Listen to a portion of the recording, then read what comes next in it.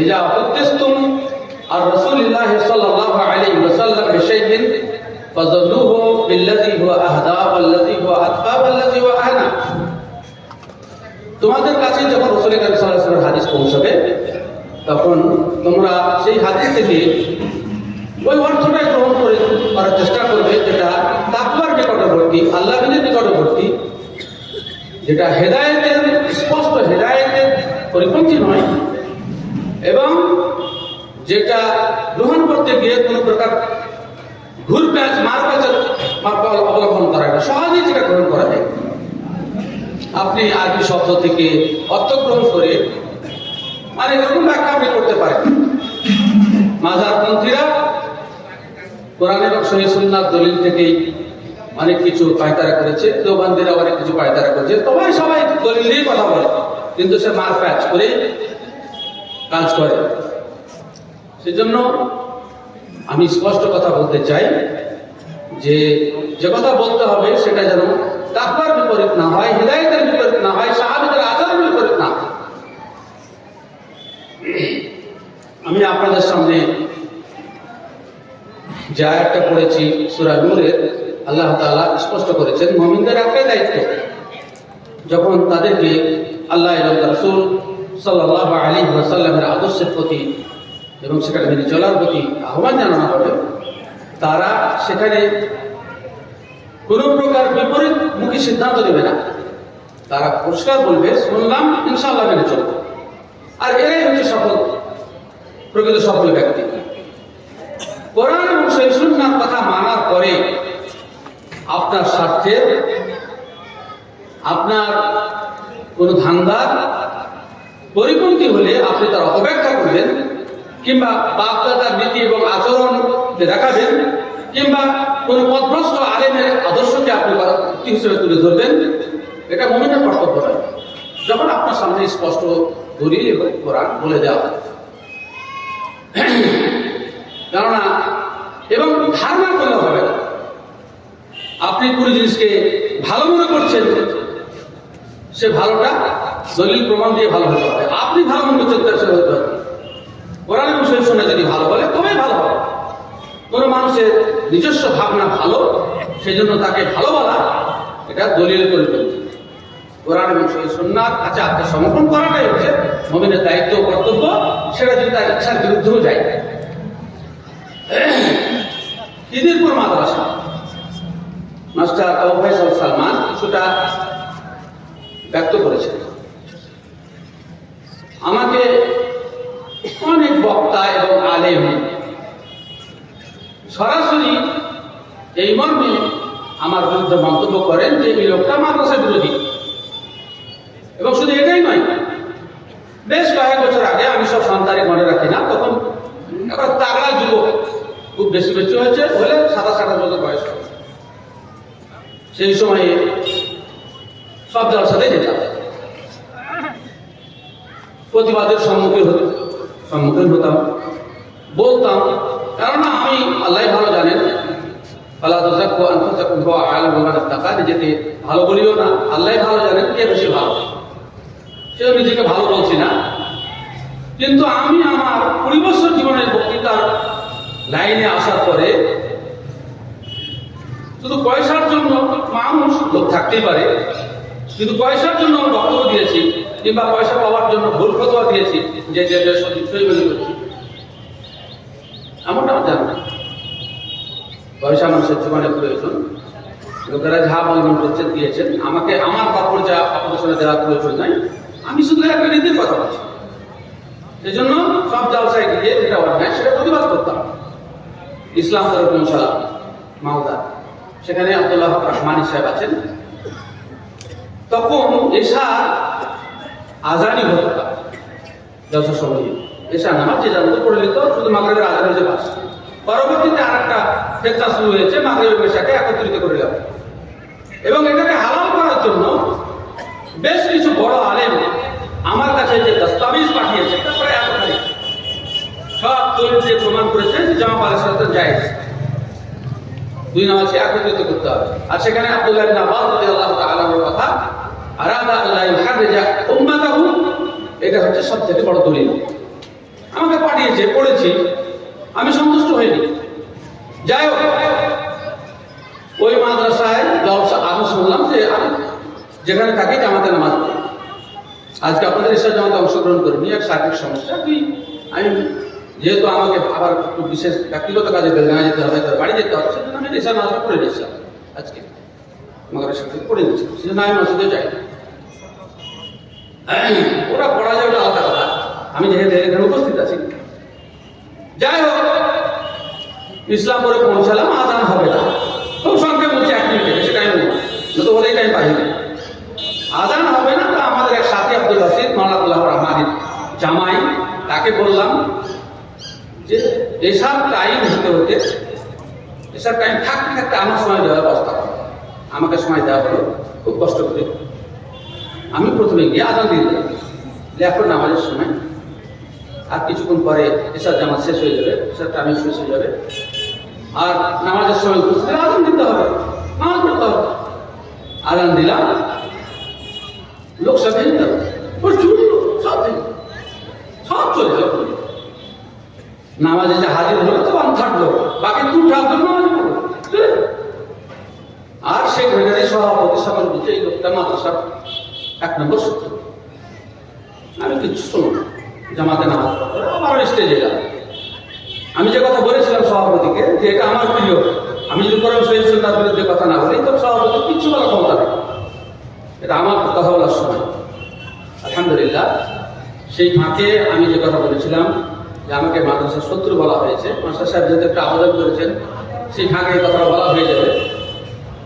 তো শত্রু বলার একটাই কারণ যে যত সব বেনামাজি ছিল টাকা না দিয়ে পালিয়ে যাবে, নামাজ হলে সেজন্য জামাত হবে না, ওরা পালাবে না টাকা দিলে।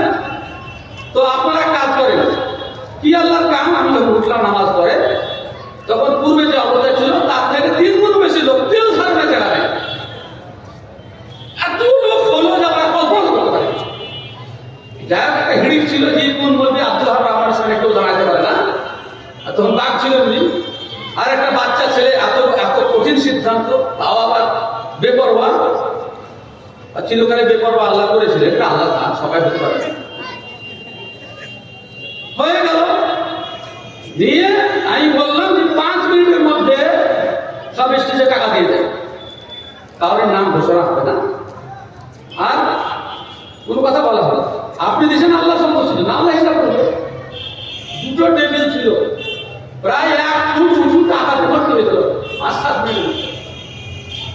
1 ফুট উঁচু, ধরে একটা টেবিল 1 ফুট উঁচু। তারপরে আমি বললাম যে বক্তারা প্রথমে আদায় করার জন্য কিছু কথা বলে, আর সব শ্রোতারা দেখে যে বক্তা আমি অল্প টাকা দিল, আরেকবার আমাকে ফেলা দেয়, আমি আরেকবার দিই, নিয়ত করে আসে 3 কিস্তিতে 4 কিস্তিতে টাকা দেয়, খালি বারবার নাম ঘোষণা হওয়ার জন্য। নিয়ত তো খারাপ। তাই বললাম যারা আপনাদের সাথে ধরেন 5,000 টাকা 5 বার দেওয়ার সিদ্ধান্ত নিয়েছে, তো ওই টাকা যদি আদায় না হওয়ার কারণে বাড়ি ঘুরে যায়, নিয়ত তোমার সাথে নয়, ওই টাকা আপনার জন্য হালাল হবে।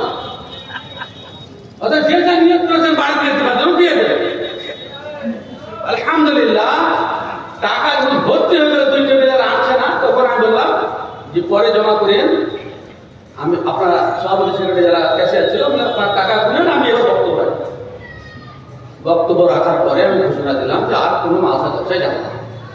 ওই যে বলা, তারপর থেকে যাবত আমি তো হবে। আজকে সেই অঙ্গীকার ভঙ্গ হলো আবু ফাইসাল সালমানের।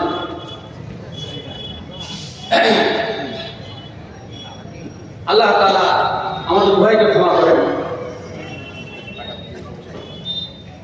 বললাম এই কারণে এই গল্পটা যে আপনারা যারা যে টাকা নিয়ে এসছেন, ওদের ওখানে আমাদের মাস্টার গিয়াসুল সাহেব বসে আছেন, টাকা ভরে দেবেন। আদায়কারী বক্তা আছেন, তিনিও আদায় করবেন। হ্যাঁ, কিন্তু ওখানে টাকা যারা প্রকৃত নেকি পেতে চান, গোপনে দিয়ে দেন, আর যা নিয়ত করেছেন সব দিয়ে দেন, এবং সুন্নতি তরিকায় মাসা দেন। যখন আদায় ব্যাপারটা এলো, তাহলে আরেকটা কথা বলে দিই, আরো 2-একটা কথা বলবো, সেটা আমি বলবো আপনাদের। ভালো করে বক্তা আমার পেছনে আছেন। আমাকে একজন আলেম প্রশ্ন করছেন, বক্তা, ওনারা যেটা দিয়ে তাই তাহলে মাছ একটু চলবে, আধা কি হবে? মানুষ মানুষ দেশের দাস, তাকে যেমন করে চলাবে তেমনি চলবে। কিছুদিন হলো 2-4 বছর থেকে এই উপর ডিয়া বিলবাড়ির কাছে উপর ডিয়া মাদ্রাসার দায়িত্ব নিয়েছেন আমাদের জেলা সেক্রেটারি কুতুবুদ্দিন সাহেব, আর সারা কলেজের প্রফেসর অধ্যাপক জিন্নাতুল্লাহ সাহেব, আর দুজনেই আমার অন্ধভক্ত। শুধু আমার সমবয়সী, আমাকে আমি ওকে লেওয়া করি একদম সমবয়সী, একটু বড় হতে পারে বয়সের দিক থেকে, আমাকে লেনদেন করে। কিন্তু ছোটবেলা থেকে বলেছি না, আমার ভয় লেনদেন করে এই দুজন দায়িত্ব নিয়েছে। এবং ওই মাসাব পরিচালন কমিটির মানে পরামর্শদাতা হিসেবে আমাকে একটা করে দেবে। আমি বললাম শরীর বিরোধী পুরো নিজের মাঝে মাসা করা যায়, আল্লাহ তাওয়াক্কুল রাখো, ঠিক হবে। কিছুদিন আগে জলসা হয়েছে, আমাকে ভয়ে ডাকেনি,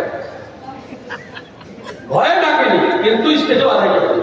জলসার আগেই গ্রামে ঘুরে 18 লক্ষ টাকা, 18 লক্ষ, 6 লক্ষ টাকা ক্যাশ, 10 লক্ষ টাকা প্রতিশ্রুতি আদায় হবে না। মানে আপনি তাহলে করতে করতে বাড়ি যান, যদি বেশি আদায় না হয় একটা বাড়ি যাচ্ছে না, মাসাব সভাপতি সেক্রেটারি হেড যদি যায় তো কে দেবে না টাকা?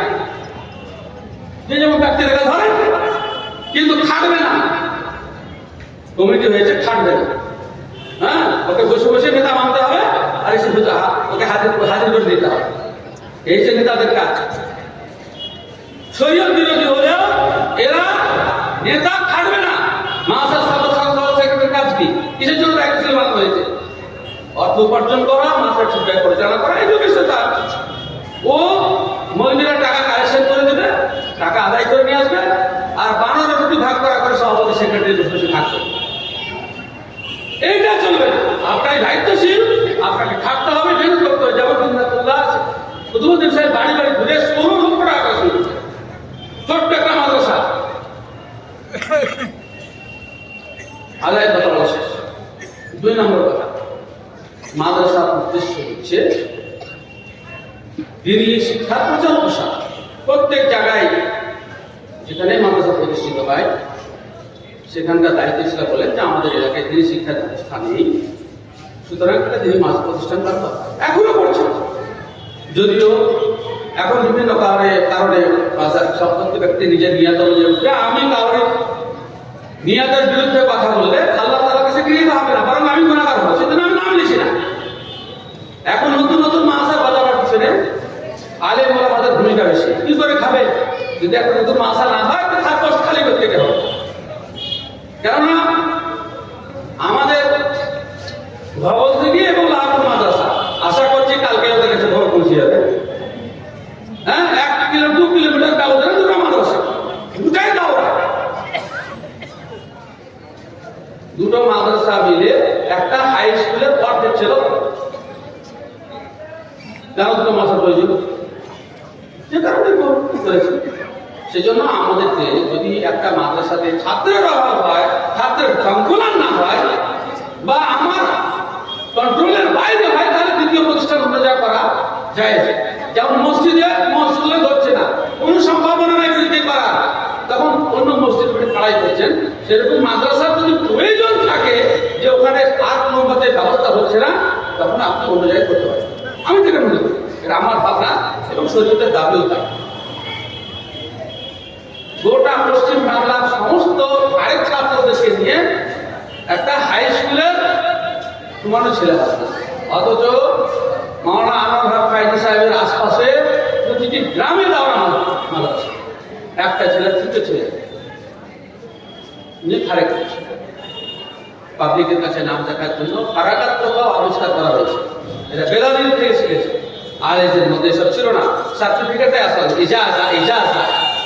ইজাজা বলে, সেটাই ছিল।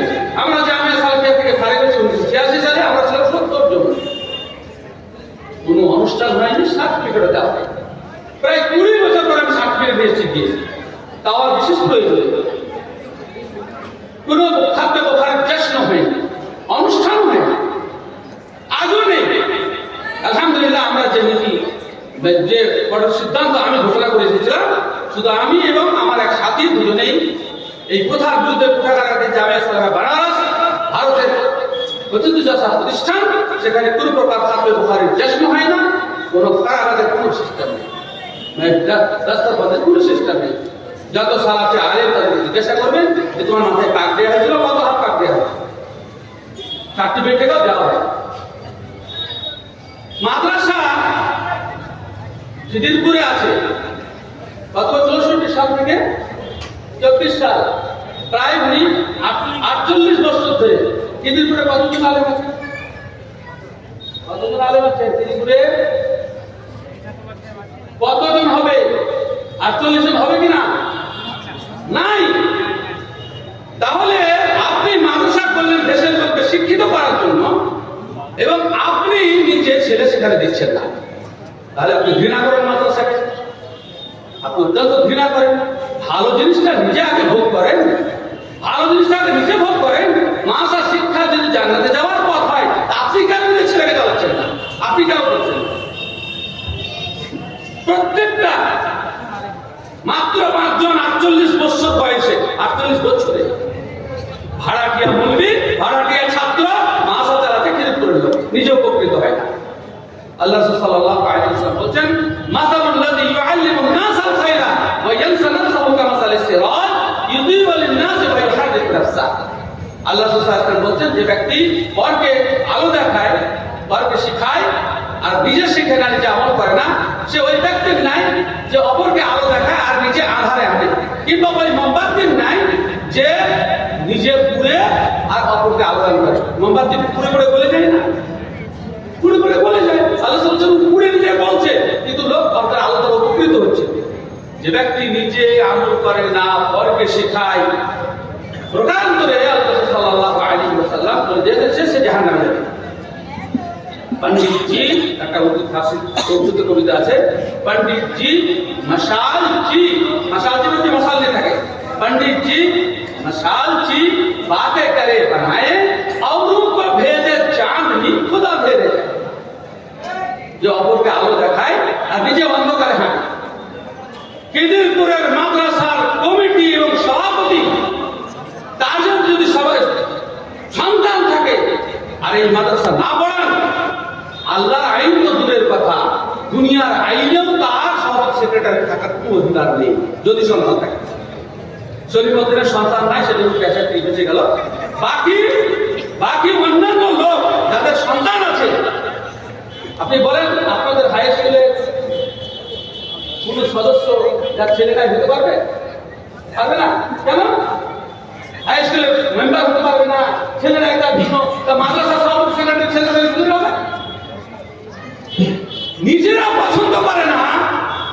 আর পরকে পড়ানোর জন্য খিদিরপুর বেলা আলাদা বলতে আমাদের মাদ্রাসা আছে, যেটা আখিরাতের জন্য ভালো। আমি আলেমদের জন্য বলি, আল্লাহ তাআলা যদি কোনো একদিন করতেন, নূহ আলাইহিস সালাম তারা গুমরাহ হয়ে গেছে, ওই জন্য কোনো আলেমের ছেলে যদি পথভ্রষ্ট হয়ে যায়, গুমরাহ হয়ে যায়, আলেম না হয়, তার চেষ্টা সত্ত্বেও সেটা স্বতন্ত্র কথা। কিন্তু আলেমের ছেলে যদি নিজের ছেলেকে আলেম না করে, আমি বলেই দিই যে সে এলেমের মজা পাইনি, এলেমের মজা পাইনি। সে দুনিয়ার জন্য শিখেছিল, সে যে ছেলেকে বলে বেটা আমরা ভুল করেছি, বলছি তোরা ভুল করছিস, সরকারি চাকরি পেতেই হবে। আমি আলেম, এটা গর্বের কথা নয়, কোনো কিছু নয়। আমার ছেলেকে বলেছি বেটা, আমার বেটা এসে বাপ হিসেবে কথা দেখতে বসে কোনো সময় সরকারি চাকরি নেবে, আল্লাহ রুজির মালিক, তুমি সরকারি চাকরি করো না করো, তোমার জন্য বরাদ্দ জিনিস তুমি অবশ্যই পাবে। আলহামদুলিল্লাহ, দোয়া করবে, তারা পড়াশোনা করছে, হ্যাঁ পড়াশোনা করছে। আমার আব্বা যে আদর্শে দুনিয়া ছেড়ে চলে গেছেন, আমি সেই আদর্শের দুনিয়া ছেড়ে চলে যেতে চাই। আমার 2 ছেলের জন্য আমি সেই আদর্শের কথা ওসিয়ত করে গেছি। আল্লাহ রাব্বুল আলামিন যেন আমাদের এটাকে কবুল করেন। আমি এই ঘটনা আমি এই জন্যই বলছি যে আলেমরাও নিজের ছেলেকে আলেম করতে চায় না দুনিয়া কামানোর জন্য, বলে এটাও প্রয়োজন আছে, ডাক্তারেরও প্রয়োজন আছে, কিন্তু দুনিয়াতে সেটা আল্লাহ ভালো। আমি বিস্তারিত কিছু কথা। 3 নম্বর কথা, মাদ্রাসা, আমি যে কথাটা বললাম খুব গুরুত্বপূর্ণ কথা। খিদিরপুরের লোক যদি এখানে নিজের ছেলেকে না পড়ায়, তারা দান করলেও তাদের অবস্থা, যদি সন্তান থাকে পড়াবার যোগ্য, না থাকে সেটা আলাদা, তাহলে তাদের আখিরাত কি হবে আল্লাহ জানে। তিন নম্বর কথা, সেটা হচ্ছে এই যে জলসা করছেন, এই জলসাতে সমস্ত মানুষের জলসাতে কয়েক ছন্দ করে আদায় করা। সেই বুখারীর হাদিস যে আল্লাহ রাসূল সাল্লাল্লাহু আলাইহি ওয়াসাল্লাম সাহাবীরা এটাকে ঘৃণা করতেন, বেঁচে থাকতেন দুয়াতে ছন্দ করা। ছন্দ করা যায় না এমনি দুয়াতে, কিন্তু ছন্দটা বেঁচে থাকতেন। বুখারীর হাদিস। আল্লাহ রাসূল এটাকে অপছন্দ করতেন।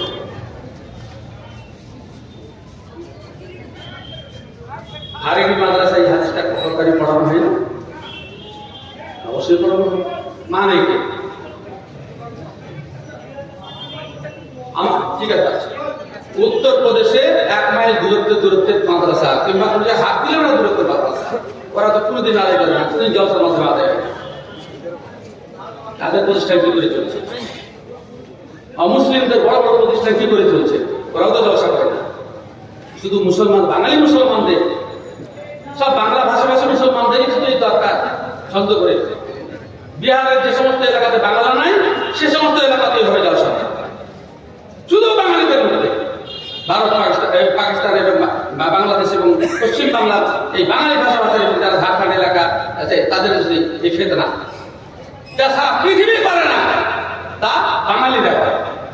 আর আমি জানি না যে আল্লাহ রাসূল সাল্লাল্লাহু আলাইহি ওয়াসাল্লাম পূর্ব দিকে ইঙ্গিত করে বলেছেন হুনাকা সালাসিল ওয়াল ফিতান, সেই ফিতনা ওর মধ্যে এটা একটা ফিতনা পূর্ব দেশ থেকে তৈরি হয়েছে কিনা আল্লাহ পাক ভালো। আমি এটা আমার ভাবনার কথা বলছি, আমি নিশ্চিত ভাবে বলছি না, কিন্তু এটা একটা ফিতনা হতে পারে। আল্লাহ ক্ষমা করে আমাদের। জলসা করতে গিয়ে দেখেছেন কত টানিয়েছে, ওখানে ফুল দিয়েছে। এটা বক্তব্যের জন্য, শ্রোতাদের জন্য, মাদ্রাসার জন্য, কি কিসের শুধু মনের খারাপ ভাষায় বলি, মাঝে বলবো না থাক, সমালোচনা করি। মনের দুষ্টামিকে শিক্ষিত করার জন্য, শিক্ষিত মনের দুষ্টামিকে প্রশমিত করার জন্য এটা করা হয়েছে। কেন করবে? এটা পয়সা খরচ হচ্ছে না, জাতির পয়সা খরচ হচ্ছে না, এর কি প্রয়োজন আছে? প্রয়োজন নেই। যত সব ব্যাগ বেঁধেছে সব দলিল সাহেব, শরীয়তের দৃষ্টিতে দলিল আমাকে দিতে হবে। আব্দুর রহমান আদিলকে বলছি, বেঁধেছ দলিল দাও। 10 টাকা কিংবা 15 টাকা জাতির খরচ হয়েছে, হ্যাঁ, মিন আইনা কাসাবহু আফিমা আনফাকাহু ভিত্তিতে কৈফিয়ত কি আমাকে দেওয়া যাবে? তো যেটা প্রয়োজন ছিল। বক্তার ওজন বেড়ে যায়, ব্যক্তির ওজন বেড়ে যায়, এটা লাগালে পলিটিশিয়ানদের দেখে, পার্টি করে যারা, তাদেরকে দেখে এদের মন্দিরের কথা শুরু করেছে। মানে তার সব পাহাড়ে বাইরে এই সব ফেতনা উম্মাহ ফেতনাতেই জড়িয়ে যাচ্ছে। এগুলা করবেন না, এই সমস্ত কিছু করবেন না। চতুর্থ নম্বর কথা, গোটা গ্রামে মাইক দিয়েছেন। মাস্টার খুদাবাস সাহেব বলেছেন যে সমস্ত এলাকায় মাইক দিয়েছেন, সেখানে অসুস্থ ব্যক্তি আছে, ছোট মানুষ আছে, কত রকম লোক আছে। তার মধ্যে যে সমস্ত মহিলারা সালাত আদায় করেন আগে পিছিয়ে করে, তাদের কত ডিস্টার্ব জানেন? অথচ সহিহ হাদিসে আছে কেউ যদি নামাজ পড়ে কোরআন তেলাওয়াত করা হবে, কোরআন তেলাওয়াত করতে হবে। ইজা কানা আহাদুকুম ফিস-সালাতিহি ফালা ইশগিলহু বিল-কুরআন ফাইন্নাহু ইউনাজি রাব্বাহু। আল্লাহ সুবহানাহু ওয়া তাআলা বলেন, তোমাদের মধ্যে কেউ যদি কোরআন তেলাওয়াত করে, নামাজ পড়ে, তাহলে তার সামনে ধরে ধরে কোরআন তেলাওয়াত করিও না, কেননা সে আল্লাহর সাথে কথা বলছে। তোমার কোরআন তেলাওয়াত শুনে ওইদিকে ড্রেন চলে যাবে, আল্লাহর সাথে সম্পর্ক ছিন্ন হয়ে যাবে। কত নামাজের নামাজ নষ্ট করছেন, কত মানে কত রুগীকে কষ্ট দিচ্ছেন, এটা করা উচিত। আল্লাহ সাল্লাল্লাহু আলাইহি ওয়াসাল্লাম বলছেন, লা দারারা ওয়ালা দিরারা ফিল ইসলাম, ইসলামে নিজে ক্ষতিগ্রস্ত হওয়া কিংবা অন্যের ক্ষতি করা হারাম, এটা ইসলামে নেই। আপনার কোনো কাজের দ্বারা যদি অন্য আক্রান্ত হয়, তাহলে ইসলামে এটা জায়েজ নয়। কেন বলছেন এটা? আর আমাদের পশ্চিম বাংলার সরকারের নীতি অনুযায়ী আপনি এই ভলিউমে মাইক বাজাতে পারেন না। দুনিয়ার লোকগুলা হিসাব কিতাব করে দেখছে যাতে মানুষের ক্ষতি, সেজন্য মাইকের বক্তব্য কতটা ধরে হবে সেটা তারা নিশ্চিত করে দিয়েছে। তাহলে শরীয়ত কি করে জায়েজ করতে পারে? দুনিয়ার মানুষ বলছে ক্ষতিকর, সাউন্ড পলিউশনের জন্য একটা দ্বিতীয় অফিস খোলা আছে, সেখানে সাউন্ড পলিউশন মাপা হচ্ছে, আর আপনারা শরীয়তের কথা মানেন না, দুনিয়ার কথা মানেন, নেতার কথাও মানেন। কেন মাইক দেবে? মাইক দেওয়ার কারণে এখানে শ্রোতার অভাব, বাইরে বসে শুনছে। চতুর্থ নম্বর কারণ যে কোরআন তেলাওয়াত করলে গল্প করা যাবে না। সৌদি ফতোয়াকারের কথা হলো যে মোবাইলে যে তুমি কোরআন অন করেছো, ভালো করে শুনবেন, মোবাইলে তুমি যদি কোরআন অন করেছো, কোরআন তেলাওয়াত হচ্ছে মোবাইলে, তা তুমি গল্প করতে হবে না, বিভিন্ন কাজ করে বেড়াতে হবে না। কোরআন তেলাওয়াত করেছো, কোরআন তেলাওয়াত হলে চুপ করে শুনতে হবে। মোবাইলে কোরআন লাগিয়ে দিলা, কথা বলছো, গল্প করছো, ঝাড় দিচ্ছো, রান্না করছো, ছুটে বেড়াচ্ছো, এটা কোরআনের আদর্শে প্রয়োগ করছো। প্রযুক্ত কথা বলছে মোবাইলে কোরআন অন করে দিয়ে তুমি অন্য সাথে গল্প করতে পারো না। কোরআন তেলাওয়াত হচ্ছে, আল্লাহ বলছেন যে ওয়াইজা করিয়াল কোরআন ফানসিতু তাসতামিউ লাহু ওয়ানসিতু, কোরআন মাজিদ তেলাওয়াত হলে মনোযোগ সহকারে শুনো, চুপ থাকো। যত জায়গাতে মাইক দিয়েছেন কোরআন তেলাওয়াত হলে একটু পূর্বে কথা বন্ধ করেছে এরা। আপনারা দুনিয়াদার মানুষের সামনে মাইক বেঁধে দিয়েছেন, কোরআন না শুনে যত সব গল্প করছে তার গুনাহ জলসা কমিটিকে নিতে হবে। পরিষ্কার কথা বলেছে, কারণ ওদের দিচ্ছে ছোট না। কোরআন যদি ফালতু কেতাব যে পড়া হবে মানুষ শুনবে না, এটি গান, গায়কদের গান, যাত্রা থিয়েটারের গান নাকি যেখানে বলতে থাকবে। কোরআন তেলাওয়াত হলে শুনতে হবে, এটা আল্লাহ তাআলার অর্ডার। দুনিয়া জুড়ে মাইক দিয়েছে। আমি তো আল্লাহ তাআলা নিজে পরিষ্কার কথায় বলছেন, ফাকাইফা ইযা জিনা মিন কুল্লি উম্মাতিন বিশাহীদ ওয়া জিনা বিকা আলা আনা রাকায়াত আছে কাযালিকা জাআলনাকুম উম্মাতান ওয়াসাতান লিতাকুনু শুহাদা আলা নাস ওয়া ইয়াকুনা রাসূলু আলাইকুম শাহীদা। আমি তোমাদেরকে মধ্যবর্তী জাতি করেছি যাতে তোমরা মানুষের বিরুদ্ধে সাক্ষী দাও। ওরা যে সমস্ত অন্যায় কাজ করেছে, ডাক্তার আব্দুল্লাহ সাহেবকে দেখেছি তুমি খিদিরপুর লোকে এসব কাজ করেছে, আমি সাক্ষী দিতে বাধ্য, আমি ইচ্ছা না করলে দিতে বাধ্য। যখন আমার মনের কথা আমি না বলি, আমার মুখ বন্ধ করে দিয়ে হাত পাতে সাক্ষী দেবে, তো আমি আল্লাহর সামনে একটা কথা কি বলবো? যারাই মনে দৃষ্টিকে ঘৃণা করে আল্লাহ কিয়ামতের ময়দানে এই কমিটির বিরুদ্ধে দান করা হয়। তাহলে এইগুলো না যেখানে যারা করছে, যেখানে খিদিরপুর না করছে। সুতরাং বিষয়টাকে নিয়ে ভাববেন, মাইকের ব্যবহার এভাবে করবেন না। আল্লাহ সাল্লাল্লাহু আলাইহি ওয়াসাল্লাম ঈশার পরে কথা বলা অপছন্দ করতেন। যদিও আল্লাহ সাল্লাল্লাহু আলাইহি ওয়াসাল্লাম মৃত্যুর আগে মানে লম্বা সময় ধরে যা কিছু ভবিষ্যৎ সব বলে দিয়েছেন, এটা স্বতন্ত্র এক্সেপশনাল কেস। কিন্তু সারা লাইফে আল্লাহ সাল্লাল্লাহু আলাইহি ওয়াসাল্লাম নীতি ছিল ঈশার পরে গিয়ে তিনি বিছানায় চলে যেতেন, স্ত্রীর সাথে কথা বলার প্রয়োজন তাহলে বলতেন, তত ঘুমিয়ে পড়তেন, শেষ রাত ওটা।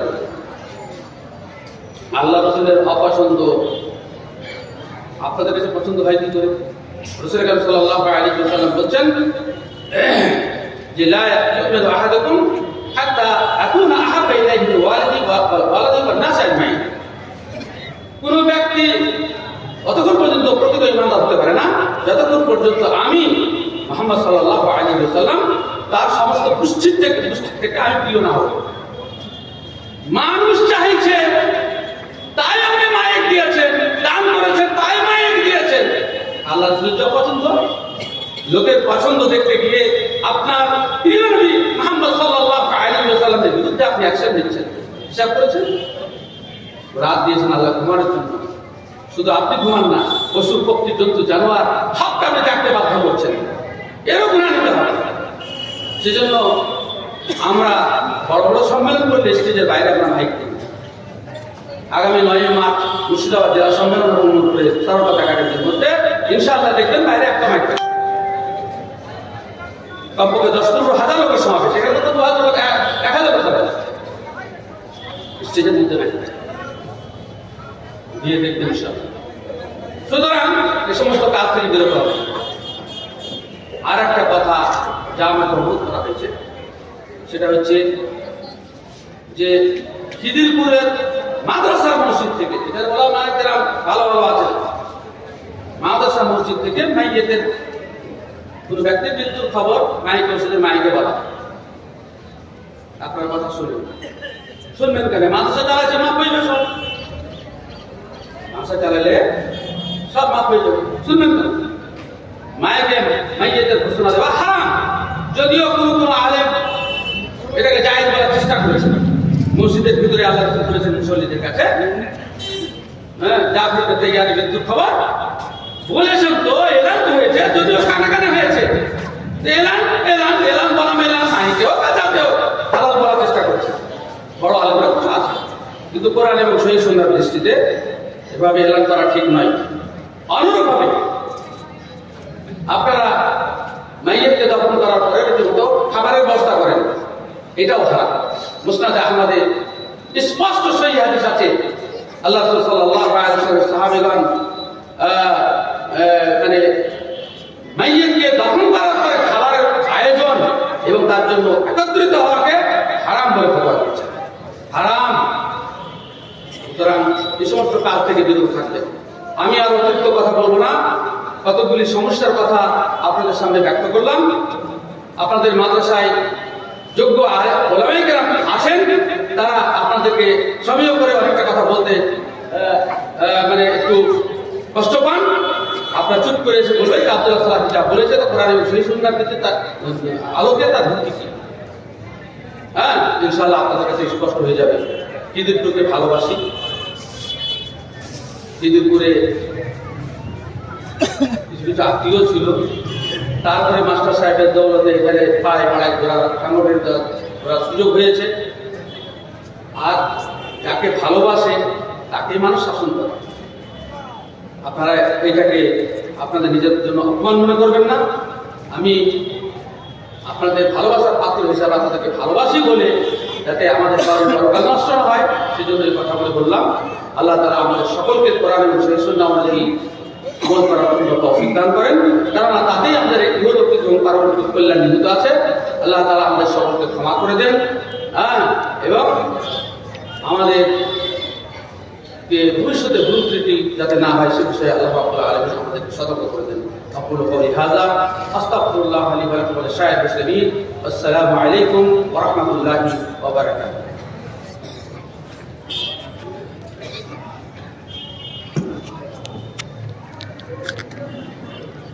জাযাকুমুল্লাহ।